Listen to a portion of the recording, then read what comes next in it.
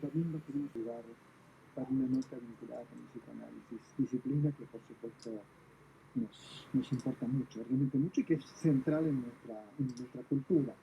Me encontré con un libro de Vilma Cocós, que es psicoanalista, miembro de la Escuela Lacaniana de Psicoanálisis, docente del Instituto del Campo Freudiano, autora de muchos libros, de muchos trabajos, un currículum realmente impresionante, y el libro es un libro que despierta para mí un interés muy especial. El título es Nuevas formas del malestar en la cultura, que sabemos que el malestar en la cultura originalmente es un libro fundamental de Sigmund Freud, ¿no es cierto? El título de este libro es Nuevas formas del malestar en la cultura, y tiene una etapa maravillosa con la casa de Freud en Vergase 19, de un lugar que estuve y que me pareció que estaban ahí los fantasmas de Freud. Pero ya está, no hablo más. Vilma Cocós, Osvaldo Quiroga en Buenos Aires, ese está en Barcelona, creo. No, en San Sebastián. En San Sebastián, perdón, me equivoqué. En el País Vasco. En el País Vasco, ¿qué tal? Bueno, hablemos de nuevas formas del malestar en la cultura, hablemos de cómo nace este libro, que también aborda temas vinculados al feminismo y que lo publicó en la Argentina Grama. Sí, bueno, muchísimas gracias, Osvaldo Quiroga, por brindarnos esta oportunidad de hablar de psicoanálisis en la radio pública. Es excelente que haya este refugio para la cultura y para el psicoanálisis. La idea de este libro surgió a partir de los efectos que tuvo el libro que hice sobre Freud, que se llama Freud, un despertar de la humanidad. Porque, bueno, evidentemente quedaron ahí muchos temas sin tratar. Es un libro dedicado a la traducción actual de la obra de Freud, sobre todo de la clínica, de los casos freudianos, que no se puede leer a Freud sin Lacan y sin la orientación de Miller. Y entonces el libro está hecho desde esa perspectiva, pero por supuesto conservando el estilo de la lengua freudiana. Y entonces hay una serie de aspectos que quedaron pendientes por tratar, y son algunos de los que empecé a recoger en distintas oportunidades. Y entonces, bueno, quedaban ahí como textos inéditos, y de pronto, tomando la idea de una cierta continuidad, bueno, pensamos en este proyecto, y Alejandra Glace lo recibió con muchísimo entusiasmo, y bueno, y ahora está aquí. Es un libro también que habla de tu vasta cultura, ¿no? Porque es un libro que cruza filósofos, que cruza también ideas muy contemporáneas, que cita a Lacan, por supuesto. Por ejemplo, en el estallido del género y sus tentaciones, Lacan dice: no se supera Descartes, Kant, Marx, Hegel, tampoco se supera Freud. Uno se sirve de él, uno se desplaza en su interior. Te has desplazado en el interior de muchos filósofos y autores, ¿es correcto lo que digo? Bueno, evidentemente el discurso analítico requiere una gran dedicación. Freud decía que nuestro trabajo está reñido con cualquier otra ocupación, exige de nosotros la máxima abnegación, y sobre todo para mantener el discurso a la altura de los impases, de los retos de nuestra época. Y estamos atravesando una época de tantos cambios en la civilización que, por supuesto, el saber constituido, el discurso constituido, nos sirve de mucho, es nuestro apoyo, pero nos obliga a estar constantemente en distintos laboratorios clínicos, a partir de ciertos enclaves fundamentales, estar pensando la época y, sobre todo, elaborando recursos, formas de respuesta al malestar de las personas. Parto parto del título de un capítulo que es particularmente importante en este momento. En Buenos Aires se discute mucho sobre feminismo y psicoanálisis, y el Sí, capítulo se titula así: un posible diálogo entre el psicoanálisis y el feminismo, y tiene un signo de pregunta, que es revolución feminista en signo de pregunta. Hablemos de este ítem. sí. Bueno, creo que la conversación entre el psicoanálisis y feminismo, como lo planteo ahí, y además ese texto es el resultado, bueno, recojo gran parte de lo que pude tratar en una conferencia precisamente en la Facultad de Psicología de Buenos Aires y con una conversación muy interesante con los jóvenes y en la cátedra de Inés Sotelo, y entonces creo que efectivamente este diálogo es deseable y necesario, pero hay que sentar unas bases y sobre todo un conocimiento histórico del feminismo histórico y de los problemas que ya se plantearon cuando el feminismo formaba parte de las luchas revolucionarias y del mismo Marx. Yo hago un apunte, Ujú. pensaba que no era posible ningún cambio social sin la contribución de los hombres y las mujeres. Claro, él dice: Entonces, queréis instaurar la comunidad de las mujeres, dice, ¿no? bien, entonces el asunto es cómo podemos eh, trabajar para mantener viva la memoria y la transmisión de estas mujeres que luchan a partir de la Revolución Francesa. Es decir, creo que no se puede desvincular el feminismo de la Revolución Francesa en el sentido que genera, como dice Jean-Claude Milner, un nuevo sujeto, el sujeto revolucionario. Ujú. Entonces, el tratamiento del sujeto revolucionario por parte del marxismo y por parte del feminismo es necesariamente distinto. Y creo que debemos ahondar en esa reflexión y sobre todo porque si establecemos bases firmes de un diálogo fructífero, vamos a poder aportar a las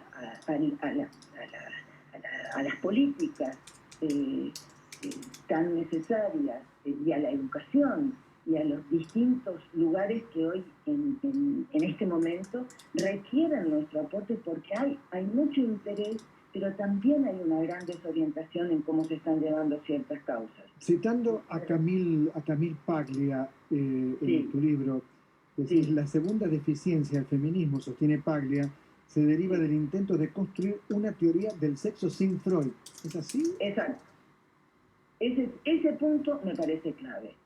Entonces, por ejemplo, Camille Paglia es una persona muy culta, pero de una erudición, ella es descendiente de italianos, entonces de una erudición impresionante. Entonces, el análisis que ella hace de la cultura y del arte, del lugar de la mujer, etcétera, está vinculado a un gran aprecio por la cultura y por la belleza.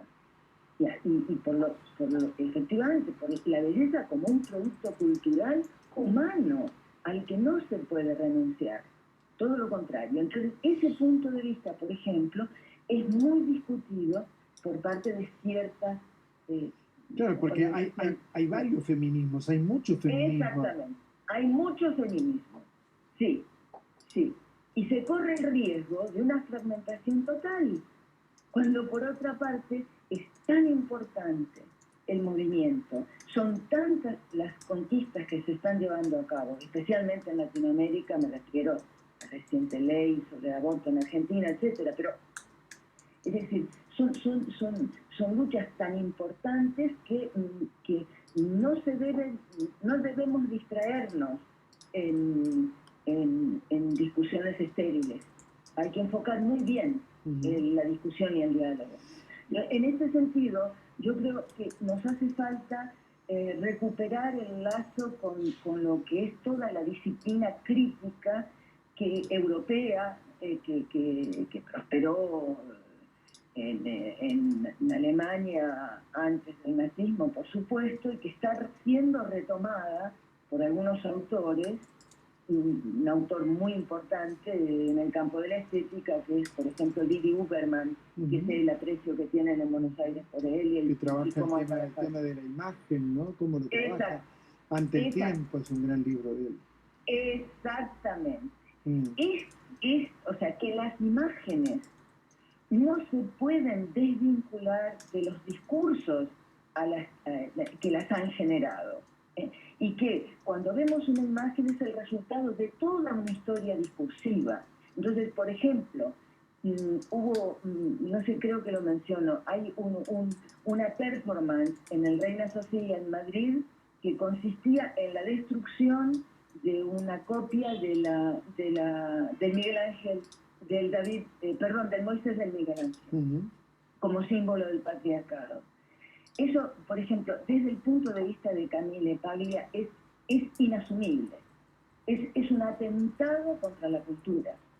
Entonces, me parece que hace falta situar, ¿verdad?, la historia, y sobre todo, evidentemente la humanidad ha ido avanzando, evidentemente es una gran conquista la relativización de los valores patriarcales, etcétera, pero el asunto es qué viene después.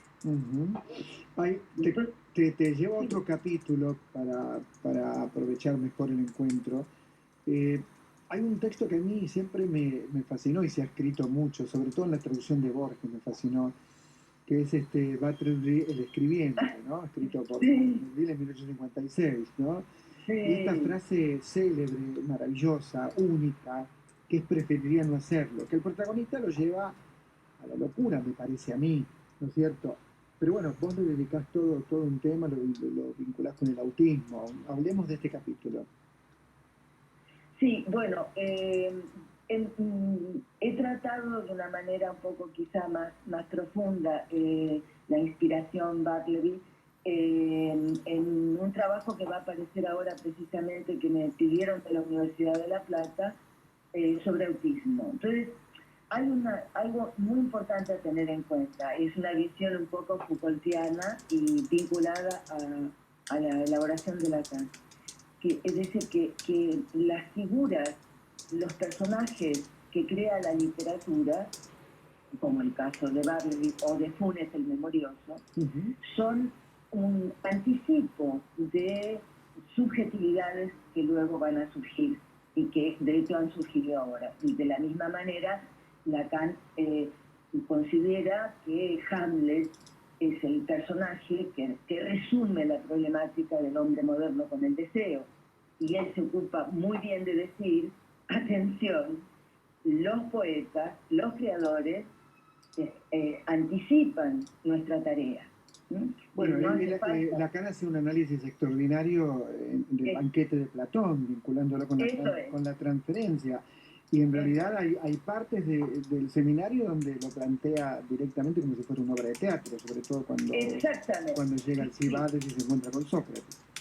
Sí, ese también es otro ejemplo.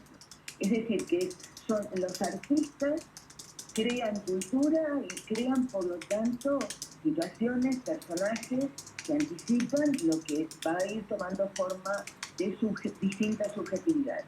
Y es un hecho que la subjetividad autista es algo que se ha difundido en el siglo XXI. En el siglo pasado se inició, pero en el siglo XXI se ha difundido al punto que yo hablo en este texto último sobre la comunidad de autistas que se está formando gracias a Internet. Entonces, Bartleby es la presentación de este personaje en su punto último, en la soledad más extrema, donde nadie recoge el carácter trágico de su subjetividad. Claro, y que queda expresa, sí. Además de esto, que por supuesto es un tema que vos dominás y yo para nada, ¿no es cierto?, que sería el autismo. Además de esto, preferiría no hacerlo, es muy revolucionario como consigna, es una consigna muy revolucionaria, preferiría no hacerlo. Sí, es verdad. Y de hecho, hay autores que han hecho interpretaciones en este sentido. Agamben. Giorgio Agamben, Eso. Enrique Vilamatas también trabajó Efectivamente, mucho el tema. efectivamente. En tu libro Entonces, hay un capítulo que tiene un texto de Lacan que me parece central. Dice, el psicoanálisis se volverá algo cada vez más útil de preservar en medio del movimiento cada vez más acelerado en el que entra nuestro mundo.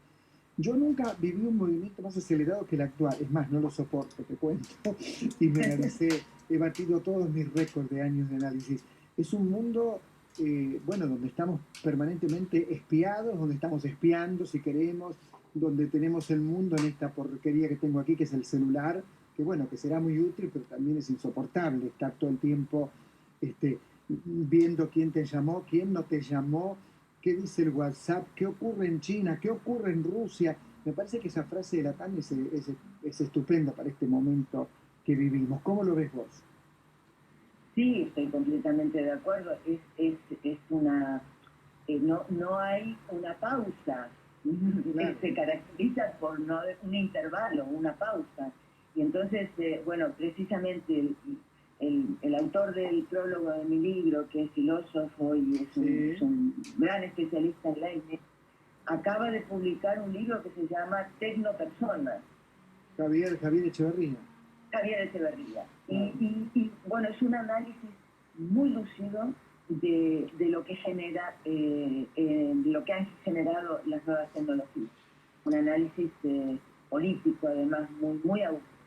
Y pienso que nos puede servir mucho para orientarnos en este debate. Pero efectivamente, Osvaldo, por su experiencia, pues, sabe que la sesión analítica es una pausa, no está al servicio de lo útil.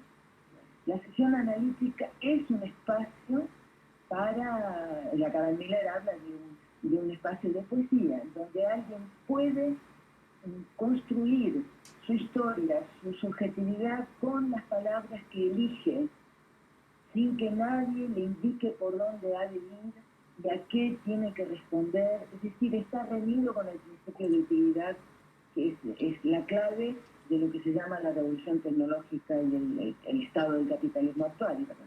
Claro, entonces, a la vez te cambia la vida esto, ¿no? O sea, el psicoanálisis te cambia la vida, realmente te la cambia. Sí, por eso creo que en este momento hay dos lugares resistenciales para impedir, digamos, que ser arrasados por esta aceleración loca, que son la cultura y el psicoanálisis. Pero sos un alma gemela, Vilma, sos un alma gemela, yo pienso exactamente igual. Yo creo que los dos lugares son, yo diría, el arte y el psicoanálisis, ¿no? Son los dos lugares que van, no sé si contra el sistema capitalista, pero crean otra cosa distinta, otra cosa distinta. De hecho, el capitalismo no tiene lugar para el amor, ¿no? Y el psicoanálisis y el arte sí. Es cierto, pero Lacan hace un apunte muy interesante, que es que el psicoanálisis puede, podemos desvincularnos de los imperativos del discurso capitalista a través del psicoanálisis, pero, aclara, no será un progreso si solo es para unos pocos. Y esto es fundamental.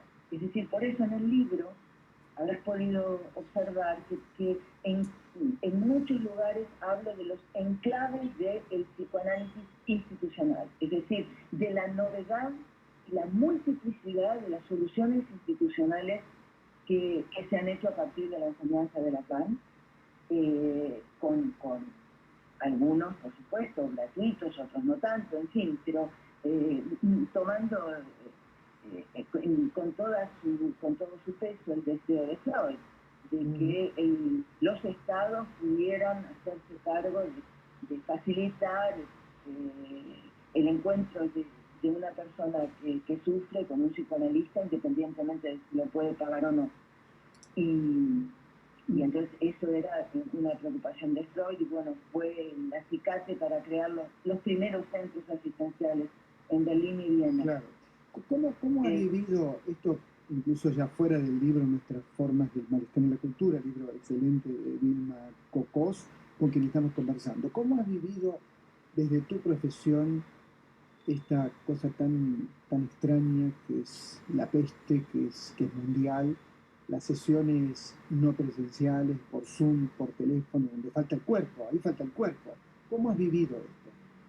¿Cómo lo estás Sí, bueno, viviendo? ¿Cómo lo estás viviendo? Porque esto no sí, terminó. evidentemente ha sido todo un aprendizaje porque no estábamos preparados para esto. Bueno, entonces, eh, finalmente creo que hemos podido hacer un buen uso de las restricciones en el sentido de que, por ejemplo, actos impensables del psicoanálisis, me refiero, encuentros entre Europa y Latinoamérica, entre España y Argentina, Francia y Argentina, Israel, etcétera, en fin, son posibles a través de este medio y nos ayudan a no detenernos. Es verdad que nada puede sustituir a lo presencial, pero no nos podemos detener, necesitamos seguir avanzando y necesitamos poder brindar el apoyo que necesitan las personas que están bajo nuestra Aunque no esté el cuerpo a cuerpo.